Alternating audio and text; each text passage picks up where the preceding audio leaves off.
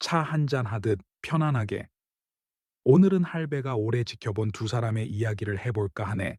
서울에서 자란 남자와 지방에서 자란 남자. 같은 회사, 같은 연봉. 근데 10년 후를 보니 격차가 벌어져 있더군. 민수는 서울 목동에서 자랐네. 좋은 대학 나와서 2015년에 대기업 입사했어. 연봉 3,500만 원. 민수 부모님은 평범한 중산층이었지. 부자는 아니었어. 근데 민수는 어릴 때부터 이런 대화를 들으며 자랐네. 초등학교 4학년 때였지. 엄마가 말하지. 여보, 도곡동 친구 집이 4억 올랐대요. 이 말을 하는 엄마는 몸져 누웠지. 아빠가 답하지. 우리도 강남으로 이사 갈 계획을 세워보자. 민수는 그 말을 들으면서 밥을 먹었네. 무슨 뜻인지는 몰랐지만 숫자가 움직인다는 건 알았네. 민수는 중학생 때도 비슷한 경험을 했어. 친구 아빠가 강남 아파트 팔아서 10억을 벌어 더 큰 아파트로 이사 갔다고 들었지.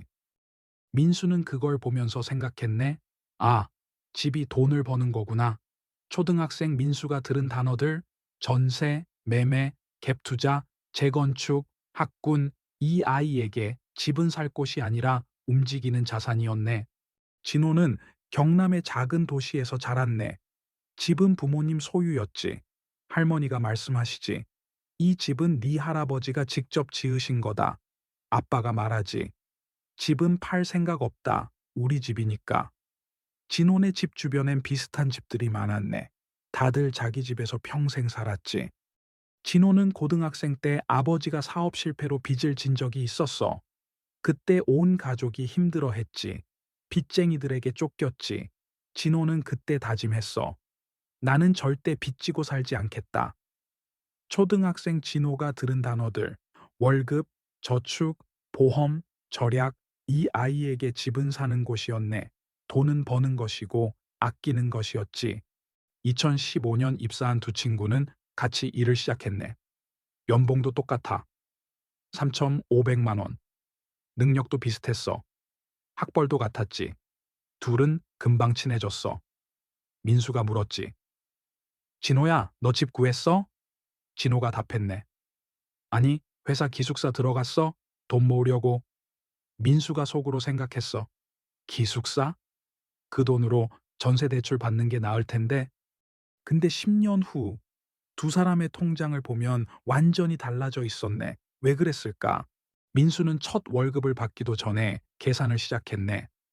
전세 2억, 대출 받으면 1억 5천 정도 필요하네. 부모님께 5천 빌리고 나머지는 전세 대출로. 민수는 지금 내 돈이 얼만가를 본 게 아니었어.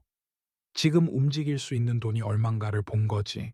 민수 부모님은 돈을 빌려주면서 이렇게 말했어. 민수야, 이 돈은 나중에 갚아도 돼. 대신 집값 잘 보고 기회 되면 갭 투자해봐. 요즘 시장이 괜찮아.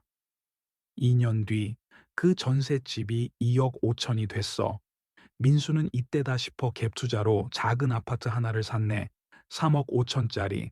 대출 2억 받고 자기 돈 1억 5천 넣고. 민수 통장엔 여유 돈이 거의 없었어. 근데 집은 있었지. 민수는 그때 진호한테 자랑했어. 진호야, 나 집 샀어. 3억 5천짜리. 진호가 놀라면서 물었지. 와, 대단하다. 근데 대출은? 민수가 답했네. 2억. 이자는 좀 나가는데 집값 오르면 괜찮아. 진호는 고개를 끄덕였지만 속으로는 불안했어. 대출 2억이나 나는 못하겠다. 진호는 첫 월급을 받고 바로 은행에 갔네. 일단 적금부터 들어야지. 월 50만 원씩 2년이면 천조 200만 원. 진호는 확실한 것만 했어. 현금을 모으고 빚은 지지 않고. 집? 나중에 생각하자. 결혼하고 부모님 도움받아서 사면 되지. 진호 부모님은 전화로 말씀하셨어. 진호야, 돈 모으고 있지? 빚은 절대 지지 마라. 우리가 그것 때문에 얼마나 고생했는데.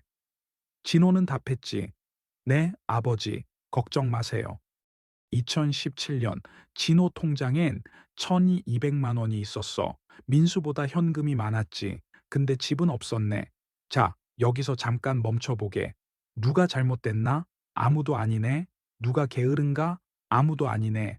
다만 민수는 어릴 때부터 레버리지를 봤어.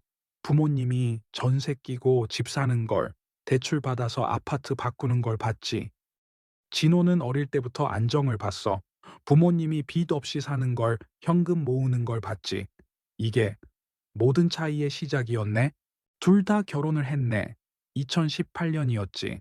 민수가 신부에게 말하지. 여보, 이 아파트 괜찮은데 3억 5천이면 대출 2억 받고 사자. 신부가 불안해하더군. 빚이 너무 많은 거 아니야? 민수가 웃으면서 답했어. 괜찮아. 집값 오르면 돈 버는 거야. 지금 안 사면 나중에 더 비싸져. 민수에게 빚은 도구였네. 집값이 오르면 계산을 시작해.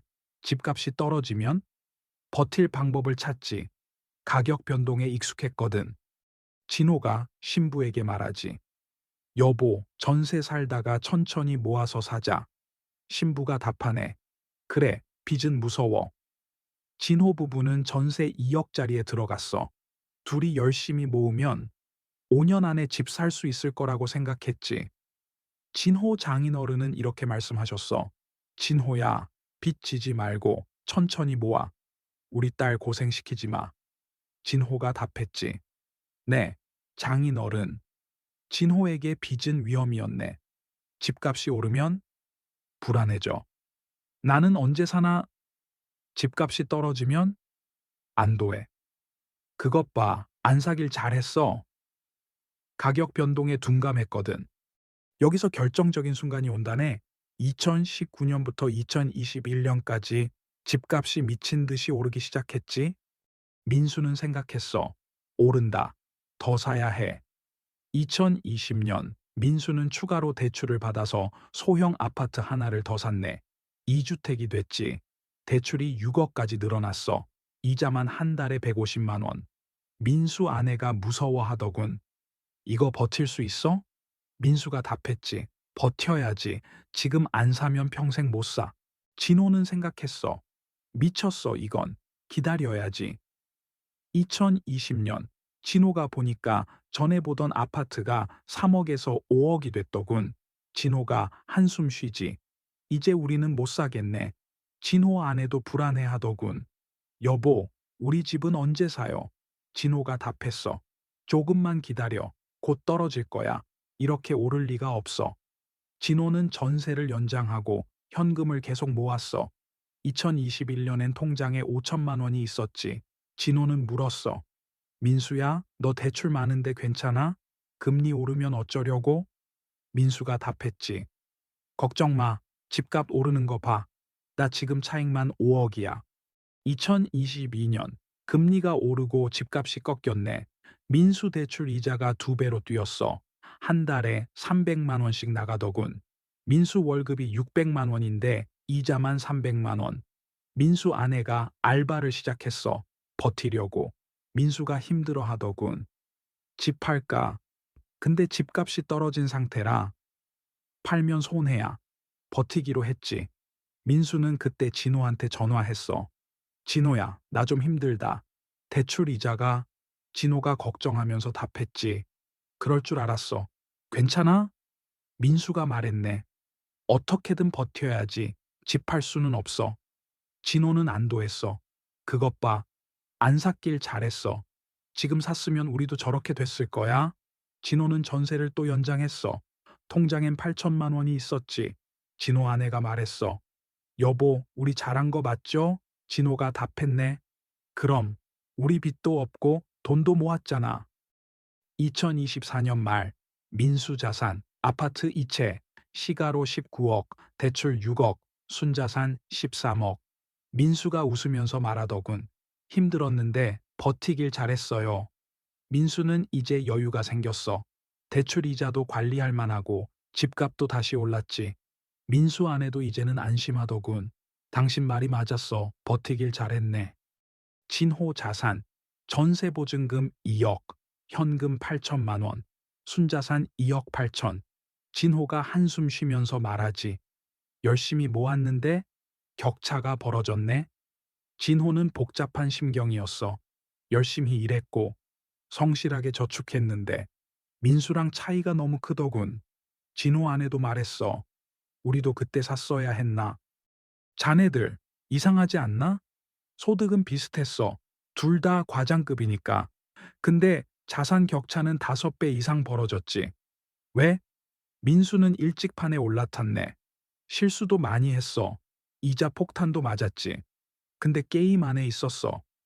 진호는 안전하게 지켰네. 손해도 안 봤어. 빚도 없지. 근데 게임 밖에 있었어. 민수는 어릴 때부터 봤어. 돈은 움직이는 것이라고. 부모님이 가르쳐 준 게 아니야. 환경이 가르쳐 줬지. 진호는 어릴 때부터 봤어. 돈은 지키는 것이라고. 누가 잘못 가르친 게 아니야. 그게 생존 방식이었지. 서울에서 자란 아이들은 집값 오르는 걸 날씨처럼 봤네. 오늘 비 온다더라 하듯이 이 동네 오른다더라를 들으며 자랐지. 지방에서 자란 아이들은 집을 뿌리처럼 봤네. 우리 집은 팔 수 없는 것, 대를 이어 사는 것이었지. 누가 맞나? 둘 다 맞네. 다만 자본주의 시스템은 움직이는 쪽에 보상을 줬네. 할배가 80년을 살면서 본 건 이거야. 부자와 중산층을 가르는 건 능력이 아니네. 환경도 아니야. 완전히는 돈을 대하는 태도네. 그리고 그 태도는 어릴 때 형성되지. 민수는 집을 자산으로 봤어. 오르면 팔고 또 사고. 진호는 집을 안식처로 봤어. 한 번 사면 평생 사는 곳. 둘 다 틀리지 않았어. 근데 시스템은 민수 편이었지. 자, 그럼 이제 어떻게 해야 하나? 할배가 자네들한테 조언을 해주지. 만약 네가 진호처럼 자랐다면 이것만 기억하게. 첫째, 집은 자산이기도 하다. 살 곳이면서 동시에 움직이는 숫자야.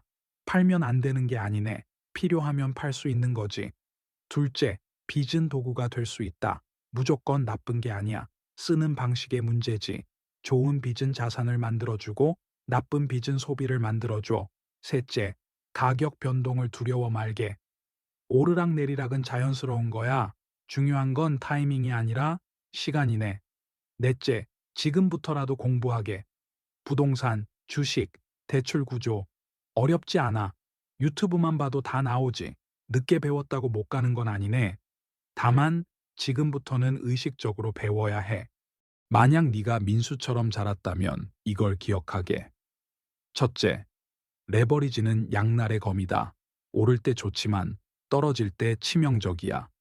2022년 민수가 얼마나 힘들었는지 봤지? 둘째, 현금 흐름을 무시하지 말게. 빚만 늘리고 버틸 돈 없으면 위험해. 아무리 집값이 올라도 이자 못 내면 집 날아가. 셋째, 모든 게 오르지는 않는다. 환경을 과신하지 말게. 서울이라고 다 오르는 거 아니야. 지역, 타이밍, 정책 다 봐야 해. 할배가 마지막으로 하고 싶은 말이 있네. 서울에서 자랐다고 잘난 게 아니고 지방에서 자랐다고 못난 게 아니네. 환경은 선택이 아니야. 네가 태어난 곳은 네가 정한 게 아니잖아. 늦게 배웠다고 못 가는 건 아니야. 지금부터라도 배우면 돼. 민수는 환경이 가르쳐 줬고 진호는 이제 스스로 배워야 하네. 차이는 그거야. 솔직히 말할게. 돈은 공평하지 않아. 어떤 사람은 태어날 때부터 유리하고 어떤 사람은 불리하지. 이게 현실이야. 근데 말이야. 배우는 시간은 지금도 열려 있어. 민수가 10년 먼저 배웠다고? 진호는 지금부터 배우면 돼. 늦었다고 생각할 때가 가장 빠를 때네. 서울에서 자랐든 지방에서 자랐든 중요한 건 지금부터 무엇을 배우고 어떻게 움직이는가 그거네. 민수는 환경 덕분에 앞서갔어. 하지만 진호가 지금부터 제대로 배우면 따라잡을 수 있네. 시간이 좀 걸릴 뿐이지. 오늘 이야기, 누군가에게 상처가 됐다면 미안하네. 할배는 지역 갈등을 만들려는 게 아니었어. 다만 현실을 말하고 싶었지. 누군가에게 깨달음이 됐다면 그걸로 됐네. 환경은 선택이 아니지만 이해는 선택이네. 내 말이 마음에 남았다면 오늘은 그걸로 충분하네.